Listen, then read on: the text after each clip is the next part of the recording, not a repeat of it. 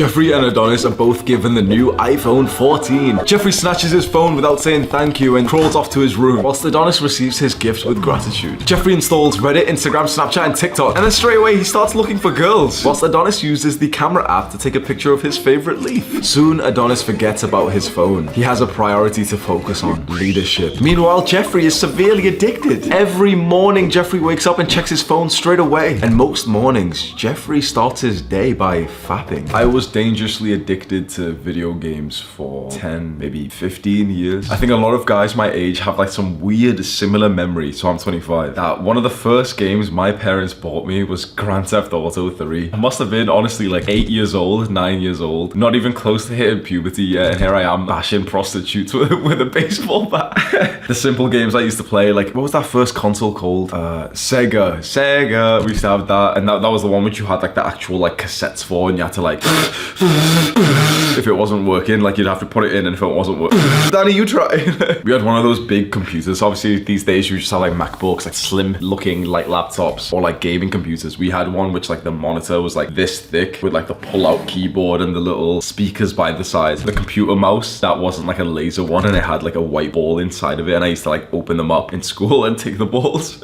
When I think back about those early childhood experiences revolving gaming, like it does seem wholesome. You probably had a smile on your face watching me talk about it for the last 30 seconds. But there was a large part of that which wasn't wholesome. That I played video games every single day for years and years and years. Around the time I got into high school and kids started to develop and mature and focus on more important things, I was still the video gamer. That girl over there has been studying 4 hours every single day. She's gonna get really good grades and eventually get into a really good university. I've been thinking about RuneScape and Minecraft for 4 hours a day. That other girl over there who looked at me once and we held eye contact and she slightly smiled at me, and so I had a crush on her for like 6 months. She's been going to parties and drinking and actually getting sexual with the guys there. Kids were growing up and I was still playing Minecraft. And you know, that can be okay. We all have our different trajectories, and you know, I'm still only like 14, 15. I'm not that old. But then I get a little bit older and older and older. Studies in school starts getting a lot more serious. The exams are getting more serious, and I'm still addicted to video games. It's the end of high school now. The exams that are gonna direct maybe the rest of our lives, and I'm not studying. I'm not revising for the exams. You know, this is a stereotypical thing that people say, but I genuinely promise you that this was exactly true. A lot of my high school and even college exams, I didn't study for up until quite literally the day of the exam. So if the exam was at 9 a.m, I'd wake up at 5 and maybe do 1 hour of studying, maybe. Think about how unprepared I was for these things. And even when I wasn't currently playing the video game, throughout the day, I'd just naturally be thinking about it, because you know, when you like emotionally invest in something so much and it's such an important habit and hobby of yours, you naturally think about it. So whilst there was another kid who I was essentially competing with when it came to exams, or even, you know, like trying to track some of the girls there in high school and college, there was another kid who, when he was having a shower, would be thinking productive thoughts. And yet there's me frustrated in the shower trying to figure out how to solve the puzzle in Monkey Madness on RuneScape. Now for me, for a very long time, my addiction was video games, but for you, it could be other things. I've certainly been addicted to other things: weed, porn, junk food. I've had multiple things that have genuinely changed my life forever in a very bad way. Maybe I just naturally have an addictive personality. That could be an objective truth of the world, that I could just be prone to having addictions, but I don't think it serves us to just say, yeah, you know, I've got an addictive personality, so it's just how it is. No. Because I think there's still progress that we can make. Age 17, I stopped playing video games as much, and you know, I started going into the gym, and that was really good. But things got a lot worse, because the addictions that you have as a child, they're like, oh yeah, go on, whatever. Like, yeah, he's not studying, it's, yeah, whatever. The addictions that I had as a young adult weren't just distracting, they were dangerous. If we fast forward a couple of years, I'm in university and I'm partying, like I'm one of those guys who just constantly partying and drinking. It's not an exaggeration when I tell you that I would have at least half a liter of vodka in the night. So anyone who's quite modest in their drinking, who does drink, they might have a couple of shots of vodka and like that's them. Like, oh yo, I want you to imagine the entire bottle, like a 1 liter bottle of vodka between me and my friend. And a lot of people know this, but just in case you didn't know what British drinking culture is like, that 1 liter bottle of vodka that we drank it before we went out to drink. British drinking culture is disgusting, and it's this concept of pre-drinking where you drink before you go out to drink. So you and your friends sit inside and you drink, and then you go out later to drink. So before we went out to drink, we had drunk a liter of vodka between us, and I promise you that's not an exaggeration. And I also promise you that was healthy compared to the other things we did. Now it's gonna get dark. There was another all-time favorite substance that we'd be taking at the time, which was NOS in gas form, where you put it into a balloon, you know, like a normal balloon, like a party balloon, balloon. You fill the balloon with this kind of gas that you inhale, and it like messes up your brain. Honestly, it feels like you just die. Like it feels like you kind of die for a few seconds. Like that's what happened to me, because it used to be quite like strong for me. You just kind of like pass out for a few seconds and then come back and you're like, oh yeah, really happy. Oh yeah, sweet guys. Like I felt something this time. Oh, a myriad of multiple other drugs we were taking. And of course, around this time of, you know, partying and taking drugs, what do you think that's linked to? This is why I will never ever date a girl who's in the party scene, because the party scene is entirely linked to hookup culture, casual sex. And whilst I was doing all the drugs and drinking and we'd go out to parties, the main thing in my mind was which girl I was gonna hook up with that day. Which doesn't seem that bad, you know. As a late bloomer, I didn't really experience like high school dating or something. So, oh, you know, he's just having fun, huh? That's probably one of my worst addictions. Just trying to sleep with low quality women. Because the amount of headaches you go through and what happens to your life when you do this, and when this is like a huge desire of yours to just try and get laid, it sends you down a very wrong path next to broken women, broken men, and I couldn't stop. For years and years and years, this is literally all I did. I didn't study. I barely went to the gym anymore. All I did was just party, take drugs, get laid. Sounds like an amazing time for some people, and yet it leaves you with one of the biggest bouts of depression, of like this lack of dopamine afterwards, because you fried your receptors, you experienced too much pleasure, and now it's time for the pain. Well, not just yet, because after experiencing all this, that's when I got addicted to weed, and I started smoking every single day. Something I've learned now from the scientist Andrew Huberman is that when we experience pleasure, there has to be an equal amount of pain afterwards. It's just kind of like how the human brain works. And when we voluntarily experience pain, there will be also a huge spike in pleasure. I was actively avoiding pain through all this time. I didn't want to be uncomfortable. I wanted to feel the stimulus of the things that I was addicted to. Obviously, I'm not a scientist, so I'm explaining this in a way that I understand. But this keeps getting proven time and time again, and it makes sense. If you keep pursuing pleasure, you will experience a lot of pain to come. But if you choose to experience pain and discomfort, you will start to feel really good. Now, my issue was that I became soft around this time. I got a little bit fat as well, age 21, 22. Gained a bunch of weight from my like earlier days when, you know, I used to be lean and attractive. Got very depressed and anxious. Started to stay inside, just felt unhappy. Used to cry quite often. Smoking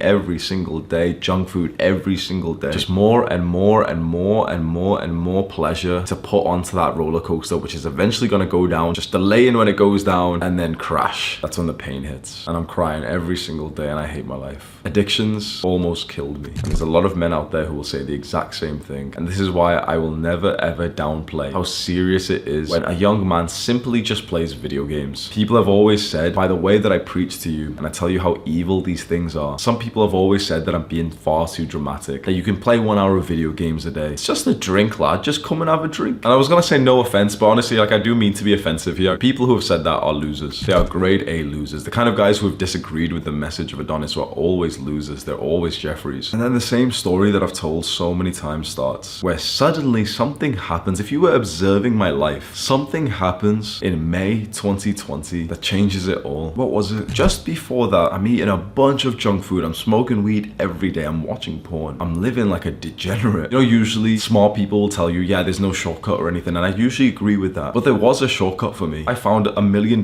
shortcut that pretty much no one else is talking about online. Can you think of what it was? Where I literally, within 2-3 nights, transformed my life forever. And that was 2 years ago, 2.5 years ago. And my life is still transformed because of this small thing that I did in May 2020. I started to improve my mental health. You see, all this time, I had tried to stop doing the bad habits. And you've tried this too. You try and stop that thing that you know that isn't good for you. And it doesn't really work, does it? Not only is the relapse rate so high, so if you want to quit video games, you end up going back to it. You really want to lose weight, you don't want to eat the junk food, I'm not going to eat the junk food. And then you eat the junk food eventually. The relapse rate is very high. And maybe worst of all, it just feels horrible to try and take a step back from something that you're addicted to. It feels like a full-time job, doesn't it? It's like when a young guy gets onto NoFap for the first time, he's almost paranoid of the next time that he's going to fap. It's constantly in your mind, okay, don't fap, please, today's not, no, I'm not going to fap, don't eat the food, should I just eat the food? No, don't. That is a mental problem. And I realized, I don't know how I came to this realization, but it changed everything for me. I realized that those bad habits that I was doing, those addictions that I had, I realized that they were not the problem. Video games are not the problem. Porn is not the problem. Junk food, drugs are not the problem. Because as soon as you understand this, you will actually get that shortcut to improvement. And that was that all of these things that we've been thinking are the problem are not the problem. They are symptoms of the problem. Your issue isn't that you keep fapping. Your issue isn't that you take drugs or you play video games or you eat junk food or all of these bad habits. That isn't the issue. The issue is poor mental health. And the symptom of poor mental health is being addicted to porn. The symptom of poor mental health is being addicted to video games, playing video games for hours every single day, because someone with good mental health does not do those things. Someone with good mental health may,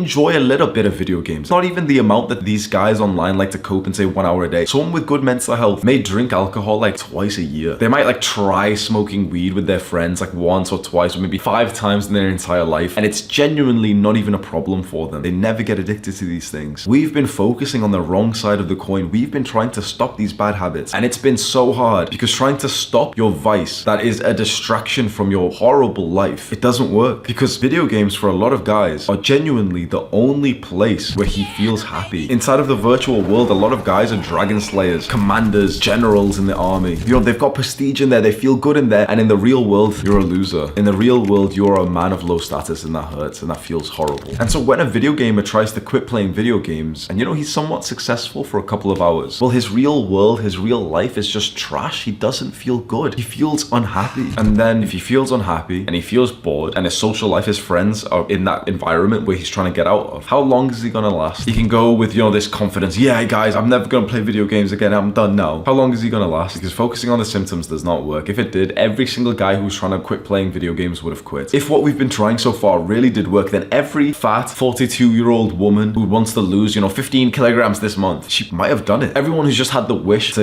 lose some weight or do something good, they would have done it. But what I realized in May 2020 that changed it all for me was that trying to change in this real world is not that effective. What we must do is change in our minds first. And that's what changed it all for me. The route to cure an addiction is to improve your mental health so much so that you feel so mentally happy, grateful, present, so that then your normal baseline life, like your baseline happiness, is actually above when you distract yourself with video games. You want to know why happy people never get addicted to weed? Because the high that they get from weed is actually a low compared to their baseline. And the same with video games. A mentally healthy person might find some enjoyment in playing games, and usually that's just because this, his friends are there, and it's literally just the social connection that makes it fun. But even then, if you're just happy around the clock, would you sink as deep into video games as you have? If you were genuinely happy, if you were the kind of guy who seems like he's having fun no matter what he does, would you be addicted to bad habits? Of course not, because the ROI would just not be there. This is the side of the coin, the route to curing addictions that we've never discussed and we've never been told of. We've heard of all these strategies of how to quit video games, how to quit porn. Yeah, download this blocker. If you download this blocker and then you go onto the porn website, it won't show you anything. Yay. People have told you about junk food. Like, yeah, just don't buy the junk food, and then if you've got junk food, just throw it away, and then if it's not in your house, you use less willpower. Yeah, and how are those working out for the entire world? There's millions of guys who've got porn blockers, YouTube blockers. Millions. And you want to know how many times I've seen comments where people say, yeah, I downloaded this blocker and this